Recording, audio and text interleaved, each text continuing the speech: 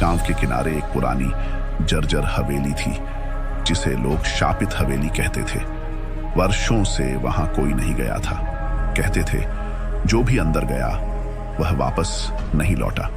लेकिन उस गांव के निडर युवक रघु ने ठान लिया कि वह इस रहस्य को सुलझाएगा।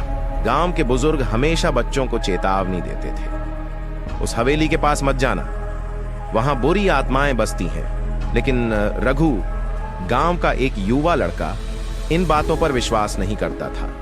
उसने ठान लिया कि वह इस रहस्य को सुलझा कर रहेगा। रघु ने अपने दोस्तों को बताया, मैं हवेली में जाऊंगा और वहां की सच्चाई पता लगाऊंगा। अगर कुछ हुआ तो मुझे ढूंढने मत आना।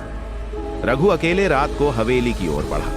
उसकी हर कदम पर झींगुरों की आवाज और सूखे पत्तों की सरसराहट सुनाई दे रही थी। जैसे ही रघु ने हवेली का दरवाजा खोला, एक तेज ठंडी हवा ने उसका स्वागत किया।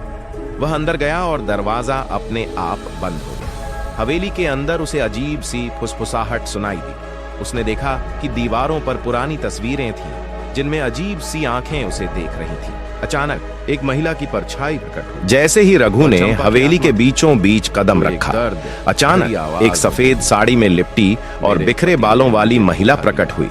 उसकी आंखें जलती लाल थीं। उसने धीमे लेकिन भयानक स्वर में कहा, मेरी आत्मा को क्यों आए हो मेरी शांति भंग करने? मैं तुम्हारी मदद। रघु ने हिम्मत जुटाकर पूछा कि मैं क्या, तुम कौन हो और इस हवेली में क्या हुआ था? भूतनी ने अपनी कहानी सुनाई। वह चंपा थी जो इस हवेली की पुरानी मालकिन थी।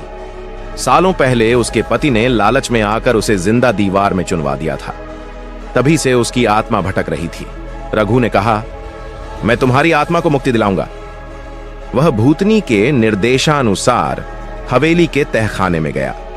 वहां उसे एक पुरानी तिजोरी मिली जिसमें चंपा की अधजली चूड़ियां और एक पत्र था। उस पत्र में चंपा की आखिरी इच्छा लिखी थी, मुझे इंसाफ चाहिए।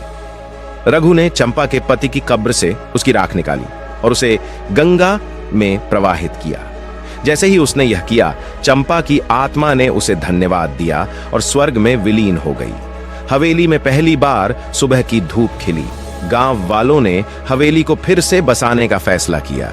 रघु ने अपने साहस और करुणा से न केवल एक आत्मा को मुक्ति दिलाई, बल्कि पूरे गांव को भय से मुक्त किया।